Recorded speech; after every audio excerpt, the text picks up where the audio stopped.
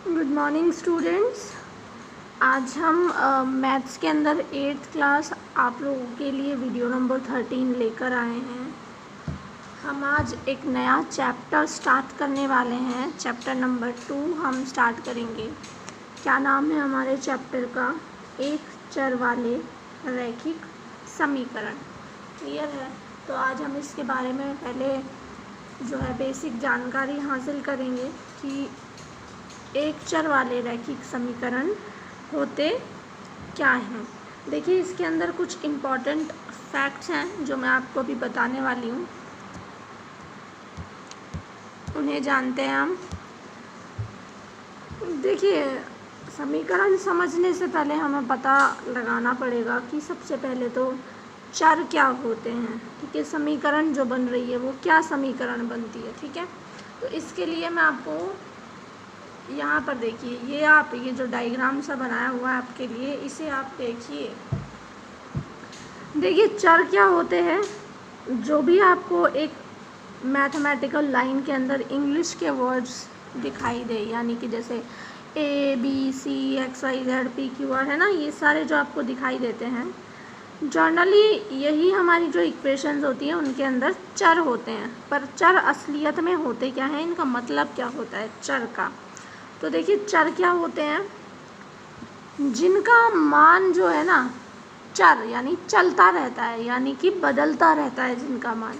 Mathematics में हर question के अंदर जिनका मान बदल सकता है। जैसे आप लेते हैं, कभी हम कोई क्वेश्चन करते हैं, x की वैल्यू 1 निकलती है, किसी में x की वैल्यू 2 निकलती है। x की वैल्यू क्वेश्चन पे डिपेंड करती है, ऐसा तो नहीं है कि x की वैल्यू फिक्स कर दी है हमने। तो उन सारे पदों को क्या कहते हैं? हम चर कहते हैं। और जो ये 3 है या 7 है, ये क्या है? अचर हैं। क्या है ये? अचर, यानी कि 3 का मतलब तो 3 ही रहता है, कभी बदलता थोड़ी है। तो जिनका नहीं बदलता वो अचर, और जिनका बदलता रहेगा वो चर होते हैं। किसी भी अगर मैथमेटिकल ऑपरेशन के अंदर बीच में बराबर का निशान लगे, इसको समता कहेंगे, यानी कि समानता। एक तरीके से बराबर का निशान लगते ही ये समीकरण बन जाती है। तो इस तरीके से यहाँ पर अगर समता रहेगी तो ये इस तरह से पूरा का पूरा जो मिल कर के क्या कहलाएगा, हमारे पास समीकरण कहलाएगा। क्लियर है? अब आपको हमें क्या पढ़ना है? हमें तो सिर्फ पढ़नी है एक चर वाली रैखिक समीकरण। तो अब इसमें 2-3 बातें आती हैं कि एक चर मतलब और रैखिक मतलब ये क्या होते हैं। ठीक है, तो सबसे पहले आप ये देखिए बेटा, एक चर वाले रैखिक समीकरण होंगे क्या? देखिए, एक चर का मतलब है कि अगर कोई इक्वेशन आप यूज़ कर रहे हैं तो अगर उसके अंदर x है तो पूरी इक्वेशन के अंदर x ही हो। y ले रहे हैं अगर आप, तो पूरी इक्वेशन के अंदर y रहे। और अगर आप z ले रहे हैं तो पूरी इक्वेशन के अंदर z रहे। मतलब जो भी आप इंग्लिश अल्फ़ाबेटिकल या चर पद ले रहे हैं वो एक ही रहे, तो वो क्या कहलाएगा? एक चर। क्या कहलाएगी? एक चर समीकरण। जैसे आप देखिए, यहाँ पर ये समीकरण है 2x + 1, तो यहाँ पर एक ही है ये।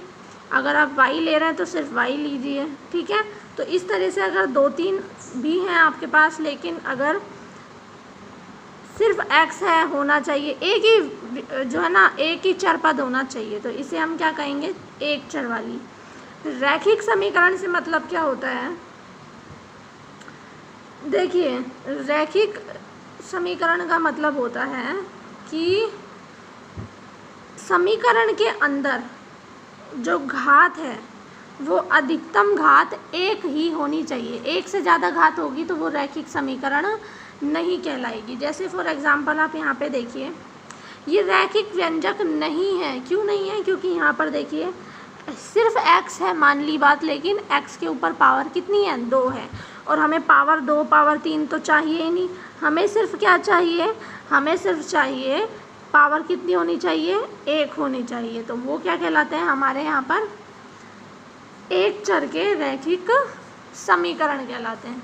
ठीक है, एक चर के रैखिक समीकरण। अब आप देखिए, यहाँ पर समीकरण जो होते हैं एक बार हम क्लियर कर लेते हैं। देखिए, एक बीजीय समीकरण में क्या होता है? चरों का प्रयोग होता है। समता यानी कि बराबर का चिन्ह होता है। इस समता के बाईं ओर वाला व्यंजक जो होता है, दाईं ओर वाले व्यंजक के बराबर होता है। और इन्हें क्या क्या कहते हैं, बायां पक्ष और दायां पक्ष कहते हैं। ठीक है, फिर दूसरा इसमें हम क्या याद रखें, बाएं पक्ष में व्यंजक का जो भी मान निकालेंगे वो दाएं पक्ष के व्यंजक के मान के समान ही होता है। मतलब जो LHS है वो RHS के हमेशा बराबर होता है। लेकिन ये कब होता है, जब चर के कुछ मान ही होते हैं। ठीक है, अब चर यानी कि XYZ, इनके कुछ मानों के लिए ही ऐसा संभव है कि दोनों बराबर रहें। तो हमें क्या करना होता है, हमें समीकरण के अंदर उन्हीं चर के मान ही तो निकालने होते हैं, XYZ की वैल्यूज़ ही तो हमें निकालनी होती हैं। ठीक है, वही हमारा सॉल्यूशन यानी कि वही हमारा आंसर हो जाता है जब हम निकाल लेते हैं। ठीक है, अब यहाँ ये इम्पॉर्टेंट बात है कि इसे हम हल जो है वो ज्ञात कैसे करते हैं। ठीक है, हम क्या करते हैं, हम जो है ना समीकरण के दोनों पक्षों पर एक जैसी गणितीय संक्रियाएं लगाते हैं। दोनों पक्षों में अगर जोड़ रहे हैं तो दोनों में जोड़ते हैं, घटा रहे हैं तो दोनों में घटाते हैं। ठीक है, और उनका संतुलन बनाए रखते हैं। ठीक है, सरल हो जाती है उसके बाद समीकरण, और फिर समीकरण का हल हम निकाल सकते हैं। देखिए, ये थ्योरेटिकल जो लैंग्वेज है ये हो सकता है आप लोगों को अजीब सी लगे, पर जब आप इसके एग्जाम्पल्स करेंगे ना तो आपको बहुत अच्छे से समझ में आ जाएगा कि ये तो आप 7th में बहुत करके आए हैं, तो आपको बहुत ही ईजी लगने वाला है। क्लियर, देखते हैं। देखिए, अब आपको बहुत जल्दी से बहुत चीज़ें यहाँ पर याद आ जाएंगी जब आप इन्हें करने लगेंगे। समीकरण को हल करना सीखते हैं। एक पक्ष में रैखिक व्यंजन और दूसरे में जब केवल संख्या हो।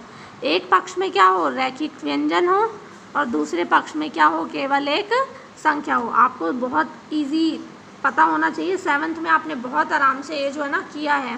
क्या करते हैं हम इसमें, यहाँ जो चर पद है उसके साथ -3 है, तो आप क्या करेंगे, इस -3 को हटाने के लिए दोनों पदों में +3 कर देंगे। क्यों करते हैं, जब माइनस है तो आप प्लस कर देना, प्लस है तो माइनस कर देना, मल्टीप्लाई है तो डिवाइड कर देना, डिवाइड है तो मल्टीप्लाई कर देना साथ में, ताकि ये आपस में यहाँ से कट जाए। देखिए, -3 + 3 कट गया तो 2x रह गया, और यहाँ 7 + 3 कितना हो गया, 10। ठीक है, अब आप देखिए आपके लिए क्या आ गया, 2x बराबर में 10 आ गया। ठीक है, अब आप देखिए 2 और x का रिलेशन देखिए, दोनों आपस में गुणा हो रहे हैं। अब देखिए, जब माइनस हो रहा था तो मैंने बोला आपसे प्लस कर दीजिए वही संख्या। अब 2 यहाँ पर गुणा हो रहा है तो आप 2 को क्या कर दीजिए, भाग दे दीजिए 2 से ही, दोनों तरफ काम सारे दोनों तरफ बराबर करने हैं। तो ये 2 से 2 कट जाएगा, x रह जाएगा, और ये 2 पंजे 10, 5 आ जाएगा आंसर में। ये तो आप 7th में करके आए हैं, तो मेरे हिसाब से काफ़ी इजी आपको लग रहा होगा। एक और हम क्वेश्चन एग्जाम्पल देखते हैं। यहाँ पर क्या कह रहा है, 2y + 9 बराबर 4। सबसे पहले क्या करेंगे, ये प्लस का 9 है तो आप दोनों तरफ क्या करेंगे, या तो माइनस का 9 कर दीजिए। लेकिन यहाँ पर आपको क्या कह दिया, यहाँ पर आपको दूसरा मेथड बता दिया। आपको देखिए, इसमें करने के लिए 2-3 मेथड होते हैं, अब आपको पक्षांतरण करने वाला मेथड बता दिया। यानी 9 को आप उठा के इधर की तरफ ले आइए, तो ये प्लस का है तो अब ये किसका हो जाएगा, माइनस का हो जाएगा। अब 4 में से 9 जाएंगे तो कितने बचेंगे, माइनस के 5 बचेंगे। अब आपको y निकालना है तो 2 को भी इधर लाना पड़ेगा, 2 इधर गुणा में है तो इधर आते ही किस में हो जाएगा, भाग में हो जाएगा। क्लियर है, सिंपल। अगर आप चाहें तो इसकी जांच भी कर सकते हैं। जांच भी मैंने आपको बताई, उत्तर की जांच किस तरह से करते हैं। जब आपका आंसर निकल आता है y बराबर -5/2, तो जो आपकी इक्वेशन है, जो आपकी समीकरण है, उसमें y की जगह क्या लिख दें आप, -5/2 लिख दें, तो 4 आना चाहिए। देखिए, 2 y की जगह -5/2 और प्लस का 9। ठीक है, अब आप देखिए 2 से 2 कट गया, -5 रह गया और +9 रह गया। 9 में से 5 जाएंगे तो कितने बचेंगे, 4 ही तो बचेंगे। यानी कि LHS और RHS एक जैसे हैं, यानी कि आपने ये बात सिद्ध कर दी है। फिर अब एक और एग्जाम्पल आप देखिए यहाँ पर। ठीक है, एक एक स्टेप चढ़ते जा रहे हैं, हर एक एग्जाम्पल के साथ जो है स्टेप्स अच्छे होते जा रहे हैं आपके। देखिए, x + 3 + x/3 + 5/2 बराबर -3/2।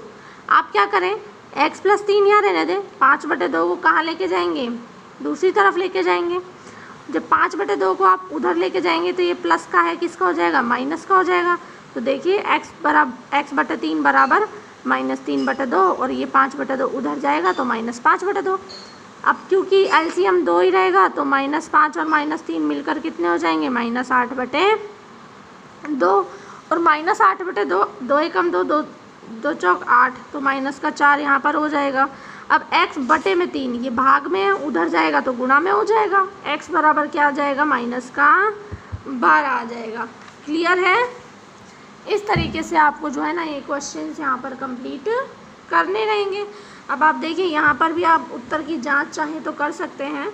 x की जगह आपको क्या रखना है, -12 रखना है, तो रखिए -12/3, 5/2 बराबर कितना हो जाएगा, 3 चौक 12 -4 और 5/2, एलसीएम वगैरह लेंगे तो 3/2 आ जाएगा माइनस का। तो इस तरीके से आपका एलएचएस और आरएचएस जो है यहाँ पर बराबर हो जाएगा। नेक्स्ट एग्जाम्पल देखिए, 15/4 -7x बराबर 9। अब आप यहाँ पर देखिए, इसमें आपको 7x यहाँ पर रखना है, इसका मतलब 15/4 को यहाँ लेके आना है दूसरी तरफ, ठीक है। तो 15/4 प्लस का है, यहाँ आकर किसका हो जाएगा, माइनस का हो जाएगा। अब देखिए माइनस का हो गया, अब आप यहाँ से एलसीएम लेंगे। जैसे ही आप एलसीएम लेंगे यहाँ पर, तो देखिए एलसीएम लेने के बाद एक जो स्टेप आएगा वो ये आएगा कि आपने 4 लिया, 1 4 जा 4, आपने 4 से मल्टीप्लाई किया तो कितना हो जाए, 9 चौक 36 और -15, तो 36 में से 15 जाएंगे तो कितना आ जाएगा बेटा, 21/4 और यहाँ पर माइनस का 7x एज इट इज़ रहेगा। अब आपको क्या निकालना है, x निकालना है, तो 7 कहाँ आ जाएगा, नीचे आ जाएगा, 21/4 गुणा -7। अब आप क्या कर सकते हैं, इसको यहीं सॉल्व भी कर सकते हैं। क्या कर सकते हैं आप, सीधा सीधा देखिए, ये आप रहने दीजिए, ये स्टेप आप रहने दे सकते हैं। आप सीधा सीधा कीजिए, 7 एकम 7, 7 तिया 21, ऊपर 3 आएगा, नीचे 4, लेकिन माइनस है तो माइनस का आएगा। तो इस तरीके से आपका क्या हो गया, x बराबर -3/4 हो गया। आप अगर चाहें तो इसके भी उत्तर की जांच कर सकते हैं। x की जगह क्या रखना है आपको, -3/4 रखना है। जैसे देखिए आप रखेंगे 15/4 -7, x की जगह क्या रख दिया आपने, -3/4 रख दिया। अब आपको क्या करना है, यहाँ पर देखिए जब आप इसे गुणा करेंगे, 7 के नीचे 1 लगाइए, 4 को 1 से, 7 को 3 से गुणा कीजिए, 7 तिया 21, माइनस माइनस प्लस हो जाएगा, नीचे 4 ही रहेगा। यानी कि एलसीएम सेम है तो 15 और 21 आप सीधा सीधा जोड़ दीजिए, कितना आएगा, 36, और 36/4, 4 एकम 4, 4 नाम 36, यानी कि जो एलएचएस था वही आरएचएस हो गया। यानी आरएचएस की वैल्यू जो है वो 9 के ही बराबर आई है, जो कि होना चाहिए था। तो इस तरीके से आप इनके उत्तर की जांच कर सकते हैं। और देखिए अब हमारी आती है एक्सरसाइज 2.1। हमने एग्जाम्पल कर लिए हैं, तो इसमें बहुत सारे क्वेश्चन तो ऐसे हैं कि आप जो है इन्हें खुद ही कर सकते हैं। फिर भी आपको जो है हम यहाँ पर क्वेश्चंस बताएंगे और फिर उसके बाद आप ही इन क्वेश्चंस को कंप्लीट करेंगे, क्योंकि बहुत सारे एग्जाम्पल्स हो गए। इसके बाद तो अभी एक्सरसाइज बहुत ईजी आपके लिए हो जानी चाहिए। क्लियर है? तो हम इस एक्सरसाइज को नेक्स्ट वीडियो के अंदर देखेंगे और उसके बाद आगे भी चलेंगे नेक्स्ट वीडियो में। तब तक के लिए आप इन्हें CW में नोट कीजिए सारे एग्जाम्पल्स को, और आप वीडियो की वेट भी क्यों करें, आपको जब ये आते हैं तो आप 2.1 एक्सरसाइज को CW में करके देखिए, ठीक है। तो चलिए आप लोग इन्हें कंप्लीट कीजिए, हम नेक्स्ट वीडियो के अंदर आपसे 2.1 पर चर्चा करेंगे। क्लियर? Thank you.